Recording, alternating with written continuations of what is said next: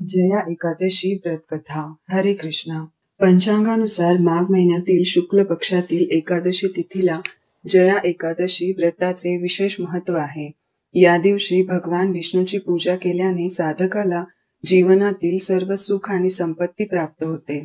धार्मिक मान्यतेनुसार हे व्रत पाळल्याने देवी लक्ष्मींचा आशीर्वादही प्राप्त होतो, ज्यामुळे कुटुंबात सुख समृद्धी येते.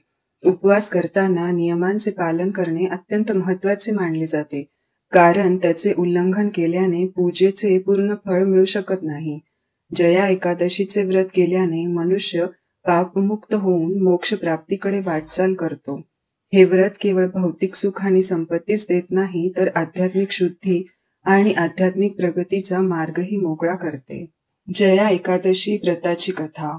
धर्मराज युधिष्ठिर म्हणाले, हे देवा, स्वतेज, उडज, उद्भिज आणि जरयुज या चारही प्रकारच्या जीवांची निर्मिती, पालनपोषण आणि संहार करणारे तुम्हीच आहात. आता कृपया मला माघ शुक्ल एकादशीचे वर्णन सांगा. त्याचे नाव काय आहे, उपवासाची पद्धत काय आणि त्यात कोणत्या देवाची पूजा केली जाते. श्रीकृष्ण म्हणू लागले, हे राजन, या एकादशीचे नाव जया एकादशी आहे.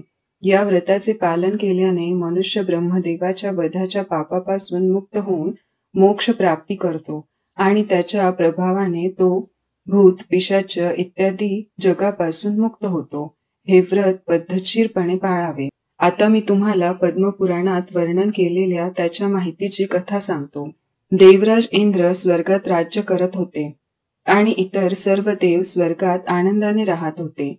एकेकाळी इंद्र आपल्या इच्छेनुसार नंदनवनात अप्सरांसोबत फिरत होते आणि गंधर्व गीत गात होते. त्या गंधर्वांमध्ये प्रसिद्ध पुष्पदंत आणि त्याची कन्या पुष्पावती आणि चित्रसेन आणि त्याची पत्नी मालिनी हे देखील उपस्थित होते. मालिनी यांचा मुलगा पुष्पवन आणि त्याचा मुलगा माल्यवान हेही उपस्थित होते.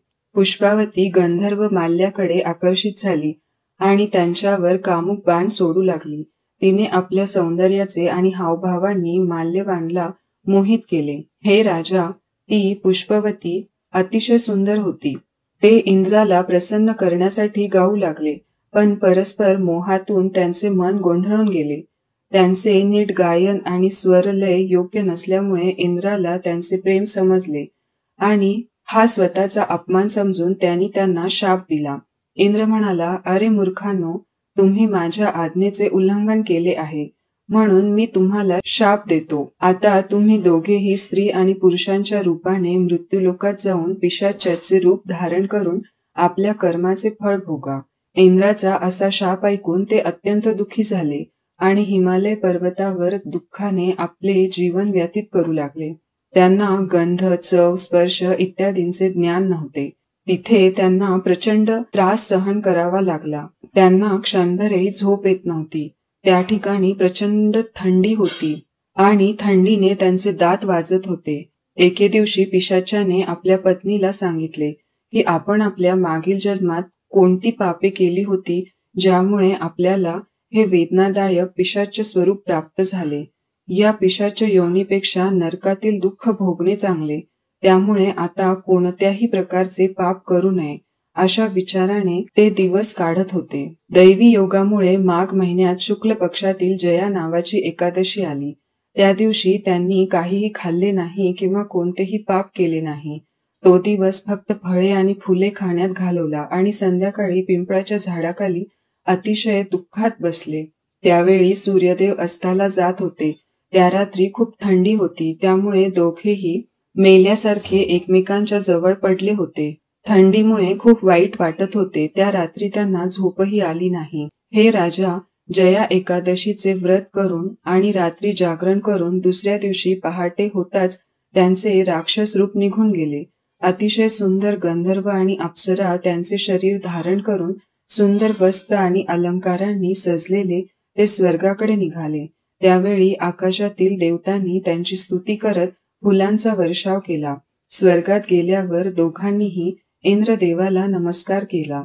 इंद्राला त्यांच्या पहिल्या रूपात पाहून खूप आश्चर्य वाटले आणि त्यांनी विचारले की तुमचे पिशाच्य रूप कसे सुटले, मला सर्व काही सांगा. माल्यवान म्हणाले, अरे देवेंद्रा, भगवान विष्णूच्या कृपेने आणि जया एकादशीच्या व्रताच्या प्रभावानेच आपण आपल्या पिशाच्य शरीरातून मुक्त झालो आहोत.